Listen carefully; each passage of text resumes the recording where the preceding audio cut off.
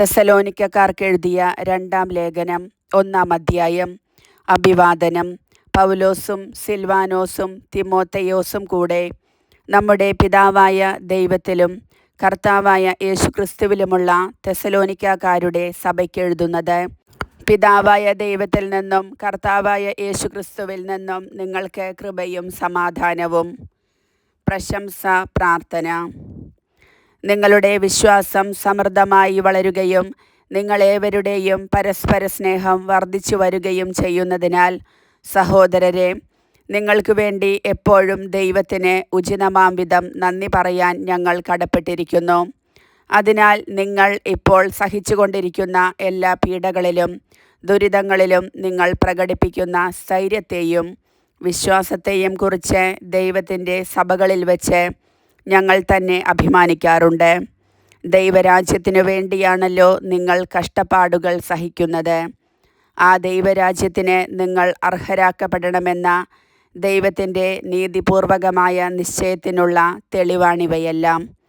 കർത്താവായ യേശു തൻ്റെ ശക്തരായ ദൂതന്മാരോടുകൂടെ അഗ്നിജ്വാലകളുടെ മധ്യേ സ്വർഗത്തിൽ നിന്ന് പ്രത്യക്ഷപ്പെടുമ്പോൾ നിങ്ങളെ പീഡിപ്പിക്കുന്നവരോട് പ്രതികാരം ചെയ്യുക എന്നതും യാതനകൾക്കിരയായ നിങ്ങൾക്ക് ഞങ്ങളോടൊപ്പം സമാശ്വാസം നൽകുക എന്നതും ദൈവത്തിൻ്റെ നീതിയാണ്.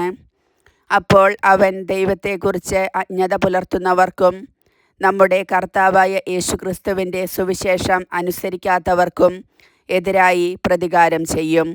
അവർ കർത്താവിൻ്റെ സന്നിധിയിൽ നിന്നും അവൻ്റെ ശക്തിയുടെ മഹത്വത്തിൽ നിന്നും തിരസ്കരിക്കപ്പെട്ട് നിത്യനാശം ശിക്ഷയായി അനുഭവിക്കും.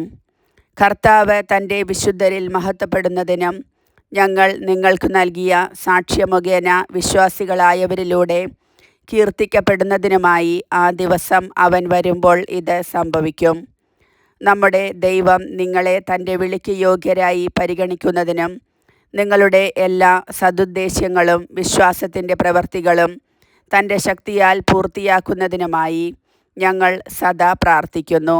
അങ്ങനെ നമ്മുടെ ദൈവത്തിൻ്റെയും കർത്താവായ യേശുക്രിസ്തുവിൻ്റെയും കൃപയ്ക്കനുസൃതം അവൻ്റെ നാമം നിങ്ങളിലും നിങ്ങൾ അവനിലും മഹത്വപ്പെടട്ടെ. കർത്താവിൻ്റെ വചനം.